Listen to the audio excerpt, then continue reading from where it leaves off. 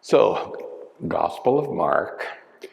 What we have now is Jesus that he has kind of alienated himself from the religious establishment of Israel, unfortunately, by curing on the Sabbath.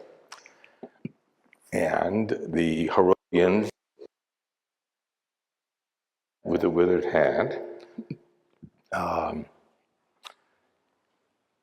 they seek to destroy him. So, at this juncture, and goes elsewhere. So, at this point, we are on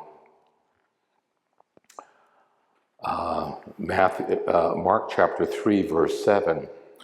It reads as follows: Jesus withdrew with his disciples to the sea, and a great multitude from Galilee followed. So he is collecting large crowds, very dangerous.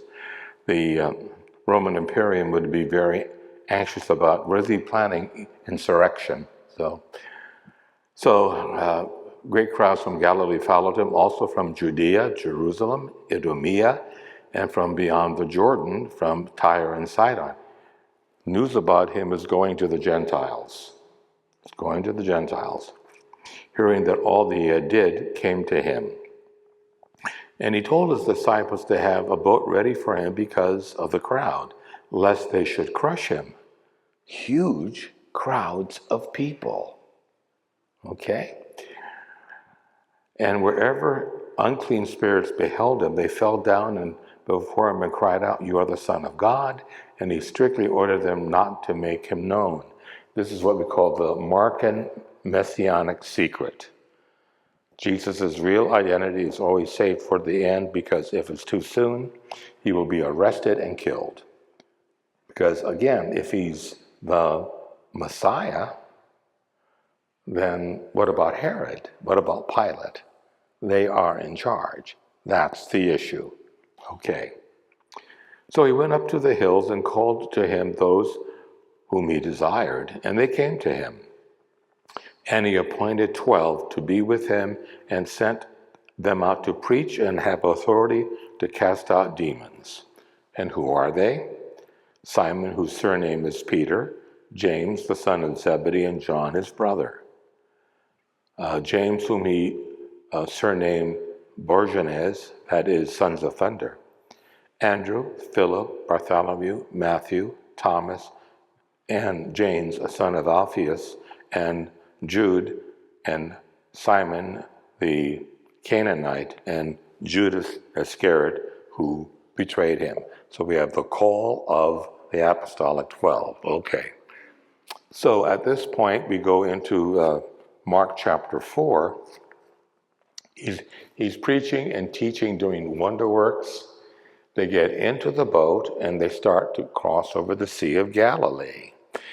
Now, if those of you who've ever gone to Israel and have been on the boat crossing Capernaum to Tiberias, you know that the waves can be detrimental at times and storms come up very, very quickly. Well, that's what we have here. For example, this is Mark chapter 4, verse 35. On that day, when evening had come, he said to them, "Let's go across to the other side." And leaving the crowd, they took him in the boat just as he was, and the other boats were with him. And a great storm of wind arose, and the waves beat into the boat so that the boat was already filling. Folks, they're going to drown. That's the issue. And Mark has it rather well said. And the waves beat against the boat so that the boat was already filling. But he, namely Jesus, was in the stern asleep on a cushion. And while they woke him and said to him, "Teacher, do you not care that we are perishing?" Wake up, Jesus, we're going to drown.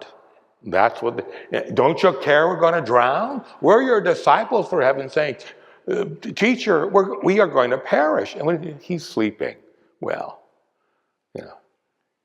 And so there's a problem here. Hey, Jesus, can wake up. We are going to perish. What happens? Teacher, do you not care if we perish? And he woke and rebuked the wind and said to the sea, Peace, be still. And the wind ceased, and there was a great calm. And he said to them, Why are you afraid? Have you no faith? Great line. This is what it means to be the Lord's disciple. This is it. Where's your faith here? Well, it's not blind, that's for sure. Did you not know that I knew you were going to be in trouble? Relax. I'm in charge. And by his word, the wind stops. The storm ceases. And there's a great calm. Now they're wondering, who is this person? And they were filled with awe and said to one another, Who is this then that even the winds and sea obey him? See, in the Old Testament, that's God. That's God. God has control over nature, plain and simple. He's the one that has control. So, who is this person? Well, it's going to be even made clear as the gospel contends. This is Mark chapter 5 now. We go to the Gerasene territory. Now, in some translations, it's Gerasene or Gadarene, depending on the actual translation. This is going to be a very interesting narrative. Very interesting. Again, this is outside the historical parameters of Israel. Why is he going outside the historical parameters of Israel? You have to ask that question. Into Gentile territory. Okay? So, and they came to the other side of the sea, the country of the Gerasenes. And when he had come out of the boat, there met him out of the tombs a man with an unclean spirit who lived among the tombs, and no one could bind him any more, even with a chain, for he had often bound with fetters and chains, but the chains he wrenched apart, and the fetters he broke into pieces, and no one had the strength to subdue him. Night and day, among the tombs and on the mountains he would wail and crying out and bruising himself with stones. This is the action of the demons. This man is horribly possessed. The evil one can't kill you, but he can make your life very difficult. So he's completely out of control. He's doing things that are unnatural, and the demon loves that. See, that's the point here. The demon loves it. So this man is dangerous. He's so powerful. He can break fetters, everything. Break the chains. He's that strong. He's out of his mind, wailing and crying and shouting from afar. Well, again, night and day among the tombs, crying out and bruising himself with stones. When he saw Jesus from afar, oh my gosh, remember Satan knows who he is. When he saw Jesus from afar and ran and worshiped him, there's a problem here. Even the evil one knows who God is. Okay? And worshiped him. And crying out with a loud voice, What do you have to do with me, Jesus, Son of the Most High God? I adjure you, by God, do not torment me. So the evil one is telling Jesus, I know who you are. I know how powerful you are. Do not torment me, please. Okay. Interesting dialogue. Interesting dialogue. Okay. For he had said to him, Come out of the man, unclean spirit. So he had already cast them out. Okay. And Jesus asked him, now this is a very interesting dialogue. He's having a dialogue with a possessed individual. The evil one has just been cast out. And Jesus asked, what is your name? My name is Legion, for we are many. Now, there's all sorts of issues here. Mark has Jesus being identified by a possessed man through a demonic spirit. So there is a question of identity. Okay. Now, Mark has Jesus asking, what is your name? You know my title, Son of the Most High. What is your name? My name is Legion, for we are many. Now, there's a tip-off here. My name is Legion, for we are many, and he begged him eagerly not to send him out into the wilderness. Very interesting. Now, a great herd of swine was feeding there on the hillside. This obviously could not have been Israel, because there are pigs. Pork is an unclean, meat is an unclean animal, pigs. And interesting, the unclean spirit wants to be put into an unclean animal. See my point here? So, and for some reason he does it. The evil one does not want to go into the abyss. Now, what does that mean? Does that mean he would cease to exist? Not necessarily. Okay. Now, a great herd of swine was feeding on the hillside, and he begged him, send us into the swine, let us enter them. So he gave them leave, and the unclean spirit came out and entered the swine, and the herd, numbering about 2,000, rushed down the steep bank of the sea and were drowned. Now, there's a slight problem with the territoriality of this narrative. All sorts of scholarship has been done to figure out what in heaven's name is going on here.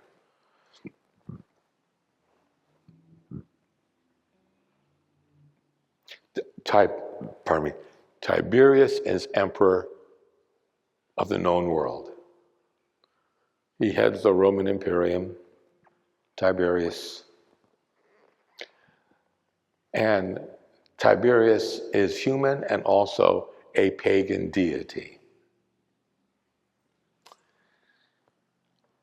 Pilate is sent to Judea to keep Judea under wraps. Rome knows that Israel does not like to be invaded by Gentiles. Roman Gentiles don't like that. So there are Roman legions there. Some of the coins that date back to Tiberius have the image of the emperor on one side of the coin and a pig on the other. Bingo. It's the Roman Imperium. This legend, this incident deals with Jesus, Israelite, Rome, Tiberius, the God of the Romans, and Jesus.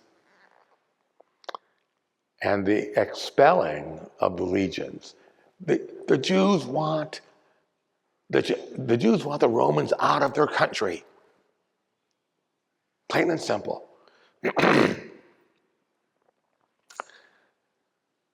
And so, send us into the swine. Now, what you don't quite grasp is that the Gerasene territory is about 32 miles away from the Sea of Galilee.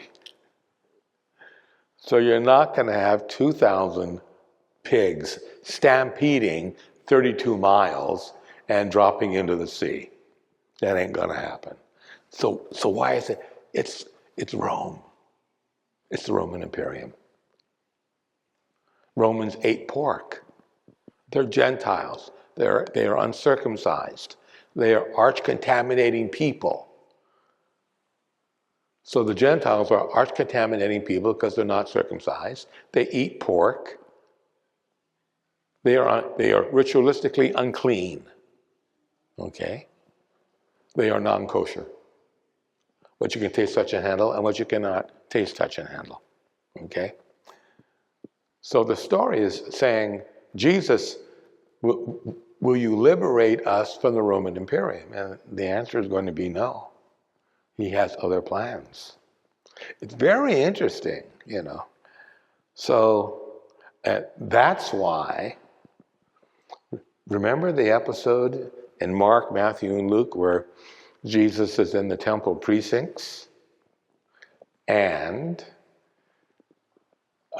they give him a coin. They give him a coin and say, Jesus, is it suitable for us to pay tribute to Caesar or not to pay tribute to Caesar? So if you say pay tribute to Caesar, are you collaborating with the Roman Imperium? Or if you say no, do not pay the tax, then you're advocating revolting against Caesar and Pilate and Herod? How does he answer the question? He doesn't answer the question. He says, do you have a coin? Yes. Show me the coin. Whose head is on that? Caesar. Tiberius Caesar, son of God. Oh. So the coin has the image of Caesar and then Caesar, son of God. So it's a religious endeavor on a political coin. The problem is they're in the temple precincts. Did you ever know why you had money changers in the temple? You can't use pagan money to buy commodity to be offered up in sacrifice because the coin itself is idolatrous. You had to change coins, Roman coins into liturgical Jewish coins, and with those coins you can buy the items offered up in sacrifice. You had to exchange the coins. The money changers had to be there. And so that's why Jesus simply says, well, whose inscription is on the coin and whose image is on the coin? And by the way, why are you having this coin in your pocket in the first place? You broke kosher. You brought an idol into the temple precincts. And so he says, render unto Caesar's what belongs to Caesar, render unto God what belongs to God. He doesn't answer the question. He goes, I'm not falling for this. I'm not falling for this. No. What is germane to Caesar is his. What's germane to God is God's. Well, what germane to God is everything. It all belongs to God. And so that's another reason why in John chapter 2, when Jesus cleans the temple, he overthrows the money changers' tables and throws them out of the temple, the people that were buying and selling. Well, the people had the right to buy and sell because you had to offer up animal sacrifices. So you had the pigeons, the goats, the lambs, the bulls, and cereal offerings. Those people had to be there. So why was Jesus upset? You're turning my Father's house into a marketplace. That was the answer. And why? Most scholars believe, well, what was really going on was extortion.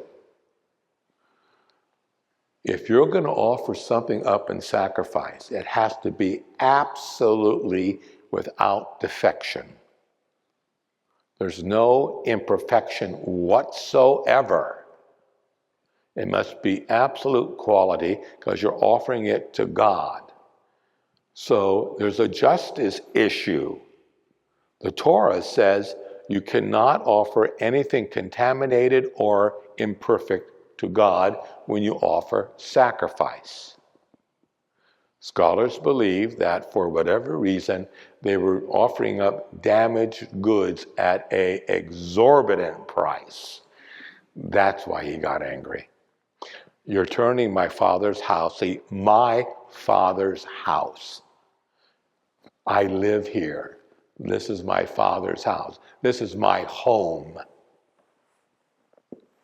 And you're turning it into a marketplace. That's why he got upset. You turned my house, my father's house, which is a house of prayer and worship, into buying and selling animals that are imperfect, and you're cheating the people. So it's a violation of the virtue of justice. Justice deals with give me that which is due to me by contract. You have a contract, you have stipulations, you follow the stipulations, that's justice. Give me that which is due to me by contract. Well, if you have a covenant with God to offer things that are proper, when you break that covenant, that's a violation of justice. So not only are you cheating God, you're cheating the people that you are buying and selling with. So it's a double violation. Very interesting. So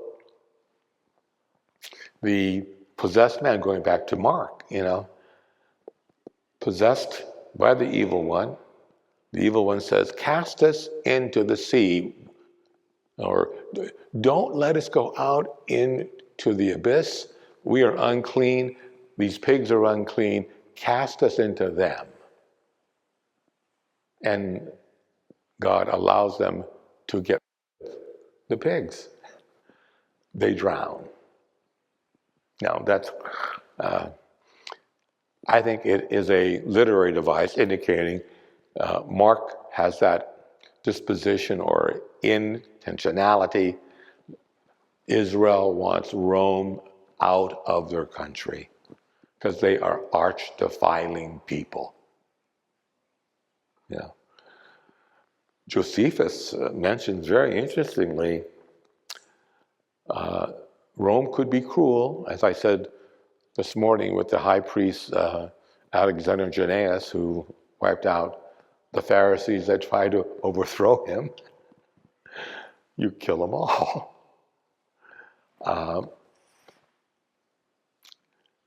There's a situation where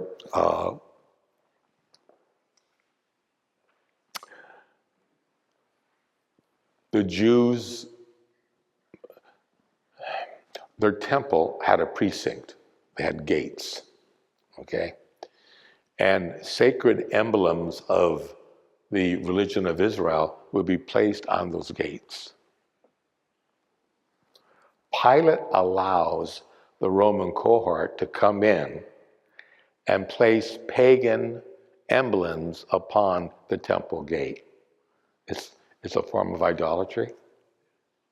The Jews are outraged.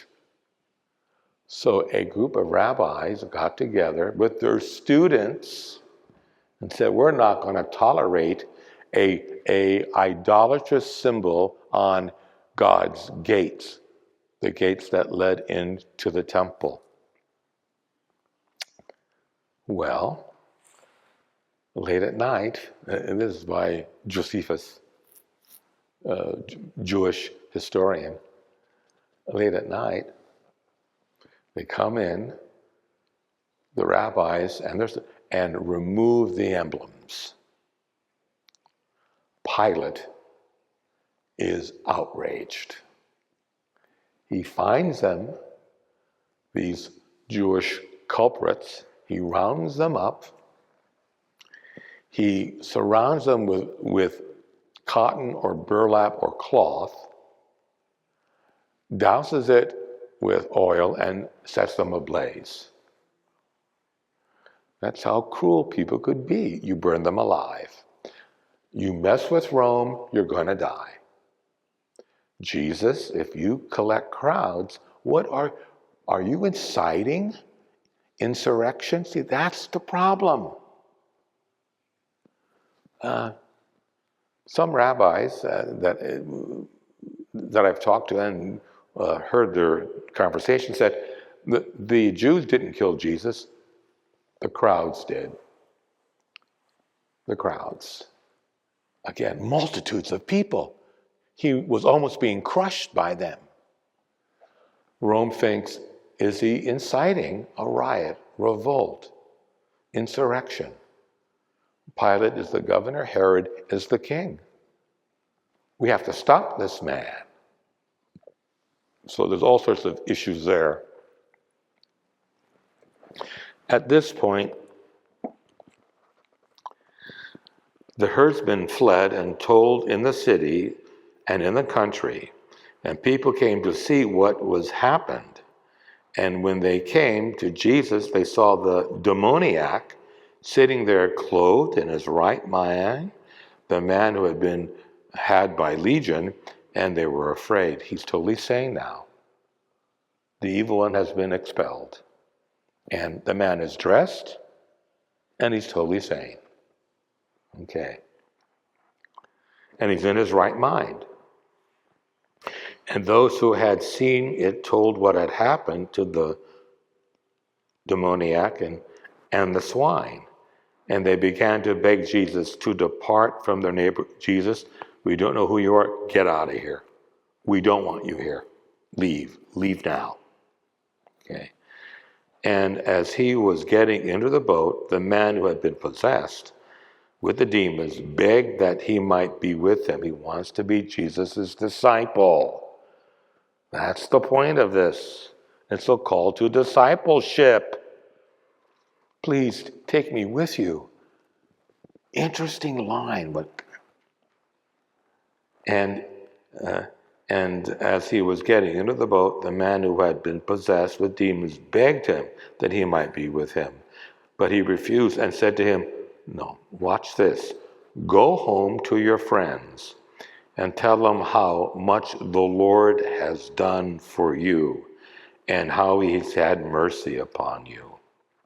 And he went away and began to proclaim to the Decapolis, or the 10 cities, how much Jesus had done for him, and all men marveled. Interesting. He said, no, I don't want you to come with me. I want you to be my ambassador. I want you to be my disciple. You go back to, you're now sane. You go back home now. I've freed you from the evil one. You're sane.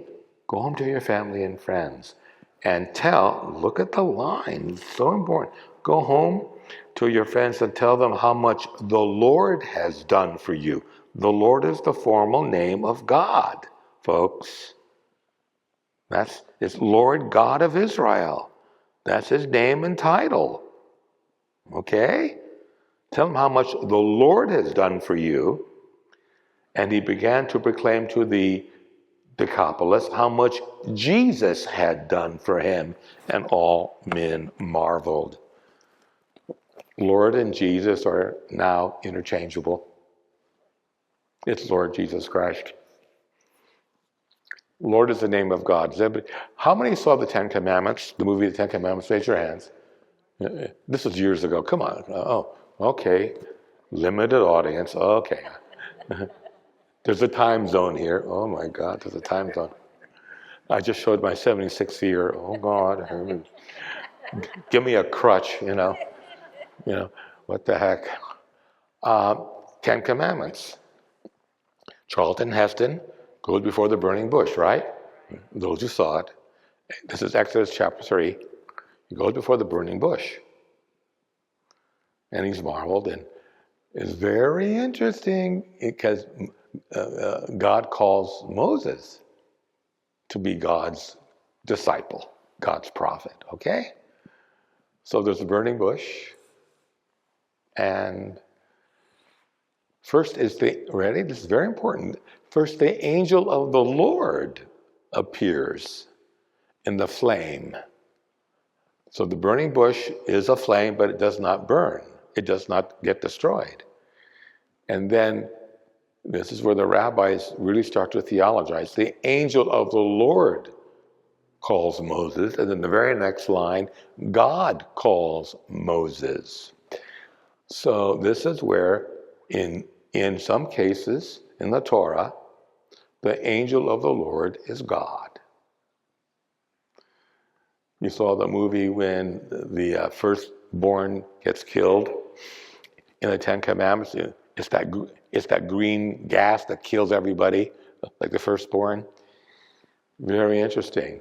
It's the angel of destruction, or the destroying angel that killed. And the very next line is God who kills. Very interesting. It's an interplay. Why? Because in later rabbinical thought, they want to distance Israel from God. Yeah, see, there's a problem within Judaism. God's eminence, God's very close, and God's transcendence. He's the holy other, yet he's very close. And to show that God is still transcendent, when he speaks to Moses, the angel of the Lord appears as a go-between, Okay? So there's the burning bush that does not burn. Now the bush represents Israel, and Israel is alive, aflame with the Spirit of God. God's angel is engulfed as fire in the bush.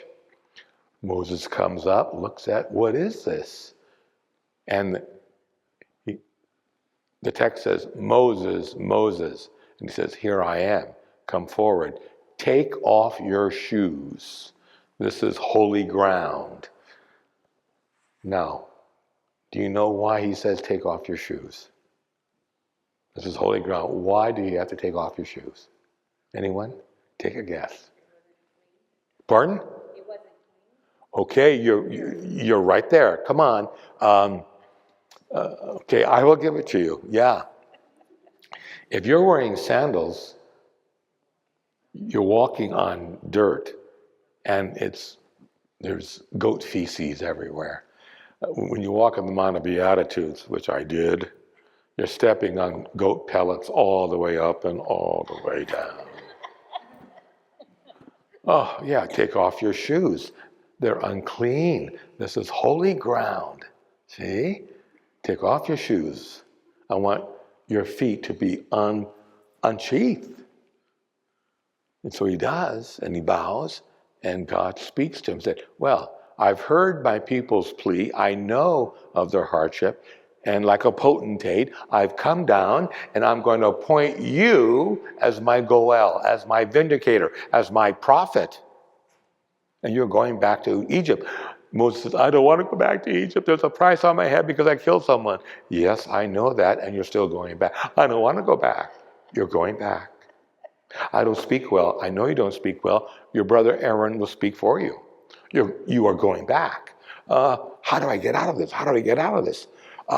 Lord, if you want me to go back to your people in Egypt land, I have to know your name. Now, Moses is thinking, surely God will not tell him his most intimate name. Your name is your identity, your mission, and your destiny. It's you at the very heart of your existence. And in Egypt land, because even though Moses was Hebrew, he was raised as an Egyptian. So he knew about Egyptian magic and about Egyptian religion, because he was raised in it.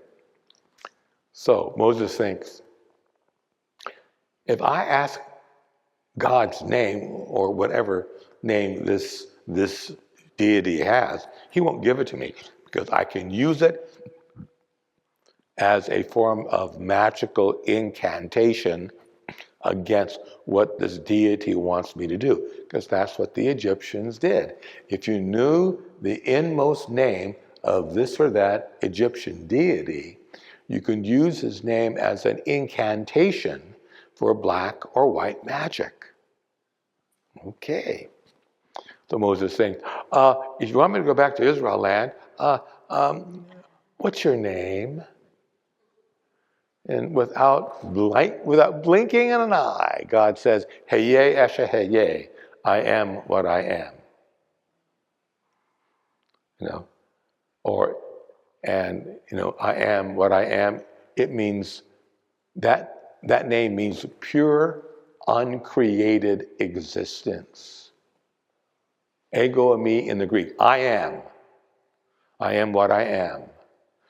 There's been translations by the rabbi saying the divine name Yahweh, YHWH, there's no vowel sounds in ancient Hebrew. That name means self-existence, uncreated self-existence. There's never been a time where God was not. That's what that means. Now, it's called the sacred tetragrammaton. The sacred tetra for grammaton, letters. The sacred 4 letters. YHWH, Yahweh. That's called the sacred tetragrammaton. You could not write that or speak it. So you had other names for God, Elohim or Adonai or El or Mari. You could not utter Yahweh. That would be blasphemous, and at the time of Jesus, it was the death penalty. You blasphemed, you die. That's why in Mark's gospel, when the high priest says, "Are you the Son of the living God?" Ego eimi, I am. He uses the divine name. The high priest tears his garment and says, "You have blasphemed, there's the charge. We don't need any more charge." The problem is the Roman Imperium doesn't care. That's a theological issue. INRI, Jesus Nazarensis Rex Judea, Jesus of Nazareth, King of the Jews, that's a political title. That's where we can get them. The Jews could care less about theology. Are you the Son of God? I could care less. Usurping Herod's power, Pilate's power, yeah, that'll get you dead. That'll kill you. So at this juncture, here's Moses. You mean your name is I am, or the sacred tetragrammaton, YHWH, when the Jewish community in Alexandria, Egypt, translated the Hebrew into Greek, the sacred tetragrammaton was translated to the Greek word. Any guesses on this one?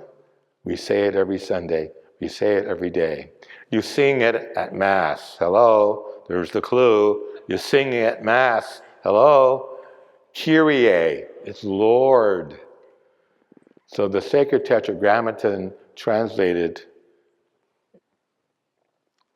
Kyrios, Lord. So that's the name and title of God. So it's Lord God of Israel. That's God's name and his title. And the sacred tetragrammaton, also, I am who I am, is ego eimi in the Greek. So therefore, when Jesus says to the high priest, ego eimi, he tears his garments. So to be a disciple of God, whether Exodus 3 with Moses, you're going because I tell you to go. I don't want to go. You're going. You are going back to Egypt land. They're not going to listen to me. I know they're not going to listen to you. That's why you had the 10 plagues, folks. They didn't get it. But the last plague, the killing of the firstborn, then they got it. Then they got it. And then Moses leaves. And then Exodus 14, we all saw the movie, some of us.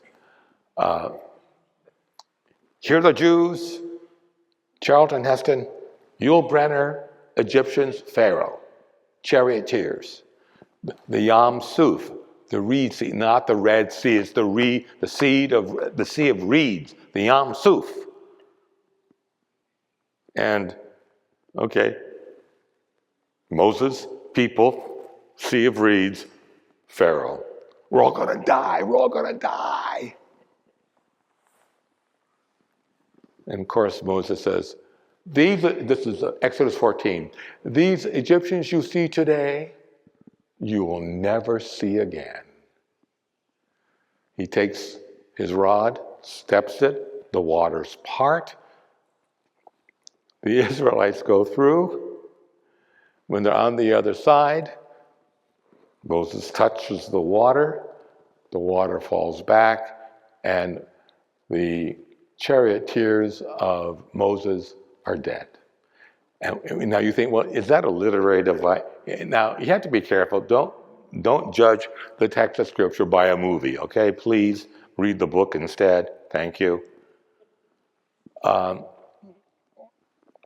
Within the last 10 years, there's been archaeological evidence at the Yam Suf of pieces of chariot everywhere. So a lot of archaeological scholars, they thought this is not just a literary device. Somehow this actually took place. Now, whether it's the way the movie depicts it, I really don't care. What did the scriptures say? So they're drowned. And they're on the other side, and they still complain against Moses. They still complain against God. That's one of the issues of being the Lord's disciple. Sometimes you have to get on the cross. Yeah, so, and Moses tried his best to get out of it.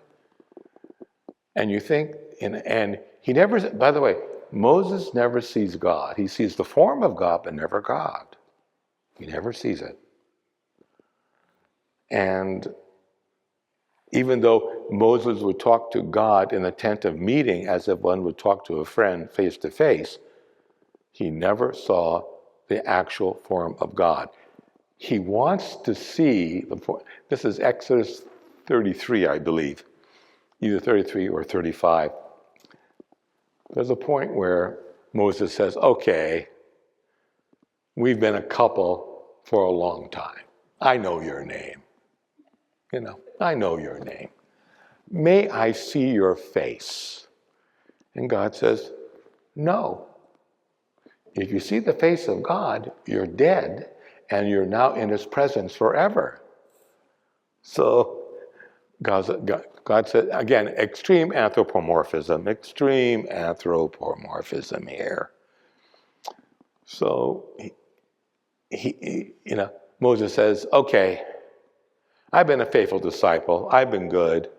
And by the way, these people, they're at the door of their tents wailing and shouting at me, and they are complaining against me.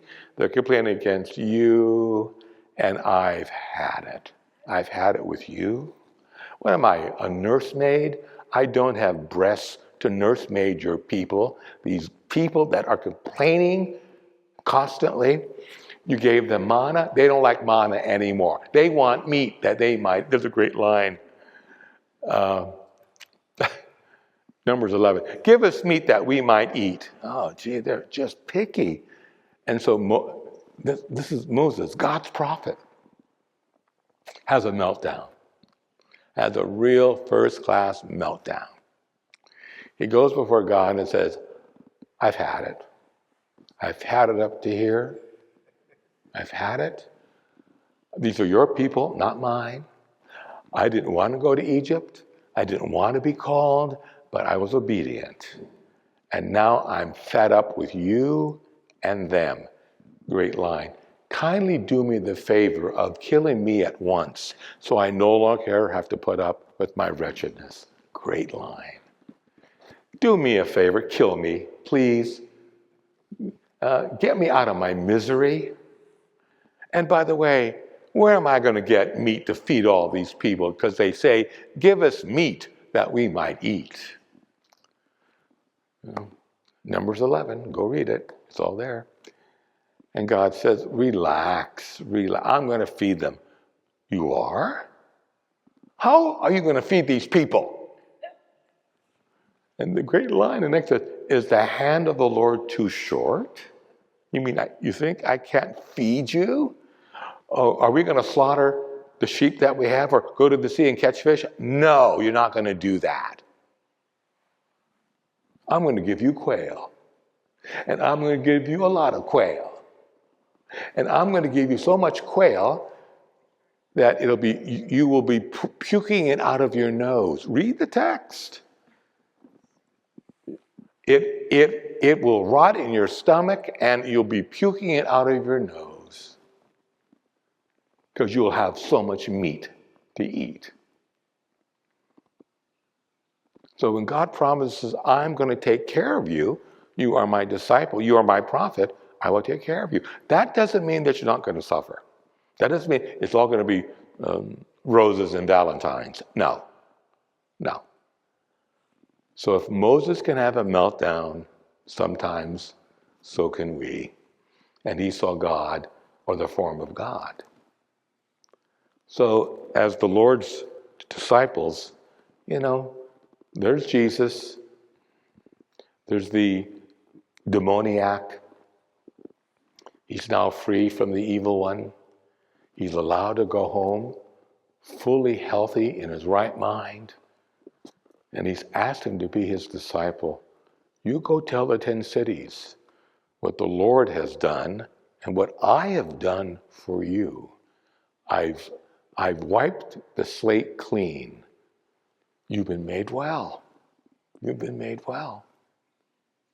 And as I told the people this morning and hinted last night, there's a price tag for that. John chapter 19, when Annas, the former high priest and father-in-law of Caiaphas, the present high priest, what is your doctrine and who are your disciples? Boy, we got you, Jesus of Nazareth. Now we want the others. I want names, and I want names now. That's the price tag. So those multitudes, he was always being crushed in Mark's gospel. The blind, the deaf, people that were horribly deformed, disease-ridden, he cures the multitudes. And you might as well put a placard on you, Jesus is what he claims to be. And now, once Jesus is arrested, you're in danger. Because you are walking about testifying that Jesus is what he claims to be. Yeah. But ultimately, you're under God's providence, so do not be afraid. It will all work out. And Moses had to realize that when he had his meltdown. He finally realized, oh, so you are going to feed my people. Yes, I will. Moses, relax. It's going to be okay. Any questions, responses? Think about this. Discipleship, when taken seriously, is a very beautiful thing, but it is, in fact, challenging. So the Word of God, rich as it is, dwell within our lives today, in the name of the Father, the Son,